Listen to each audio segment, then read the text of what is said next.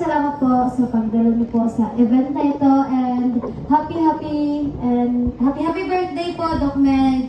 And maraming salamat po sa pagmamahal at walang sawa niyo pong suporta sa bawat isa sa amin. Nawa po ay patuloy kayong gabayan ng may kapal. Bago nga po kami patuloy sa aming pagtatanghal.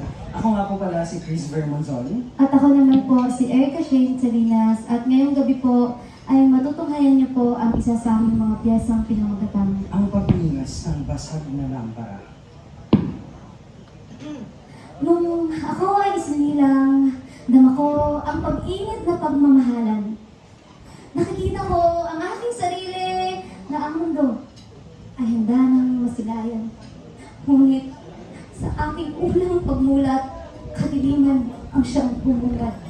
Hinahanap ko kung nasaan ang liwanag. Hanggang sa aking paglaki, daladala ko ang kapintasan. Tampulan ng tukso na hindi ko maiwasan. Laruan ng mga tao. Ginagawa pagtawanan. Nilalait, dinuduro, pagkatao'y nilalapastangan. Hindi ko naman kasalanan. Hindi ko to ginusto. Kaya bakit pinahihirapan niyo ang bulag na katulad ko? Hindi ko ginusto. Mabuhay na walang paningin. At ang tanging panghamad lamang ay ang pantay na pagtingin. Ang tanging kakampi si ina at si ama. Naiibsan pansamantala ang bigat kong daladala. Ramdam ko ang haplos at ginhawa. Sa mahihigpit nilang yakap, tila binabalot ako muli ng pag-asa sa ibinibigay nilang suporta. Subalit, biglang dumilim ang aking pakiramdam.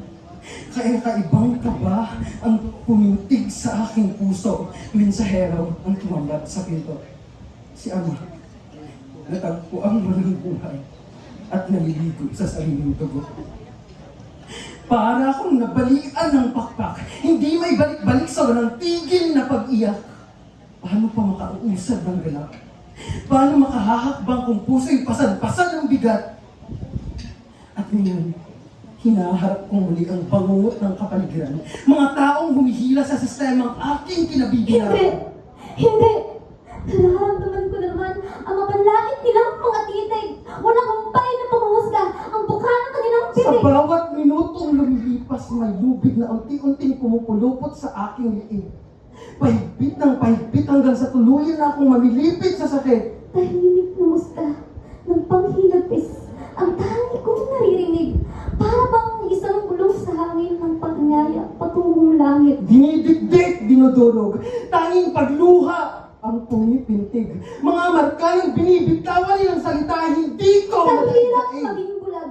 Sa kabila ng kawalang paningin, bakit ba kahirap-hirap makalaya sa dilim?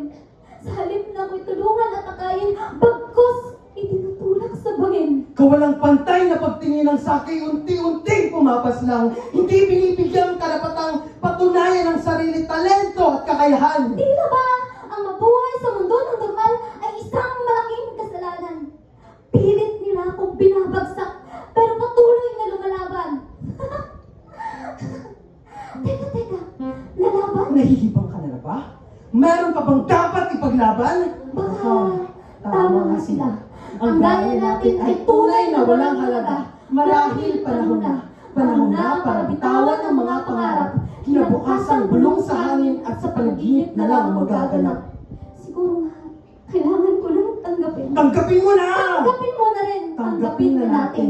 Isinilang tayong mga bituin, ngunit mga bituin walang meaning. Buti na lang, dumating ka. Pinagningas mo muli ang basag ng lampara. Binigyan ng tahanan ang mga kagaya kong may kapansanan. Binigyan ng pag-asa ang naligaw sa kadiliman. Dahil sa'yo, natagpuan ko ang sarili ko. Salamat, Davao School for the Blind. Sa pag-iwan mo ng marka, markang magulang man ang mundo, kailanman hindi na mabubura.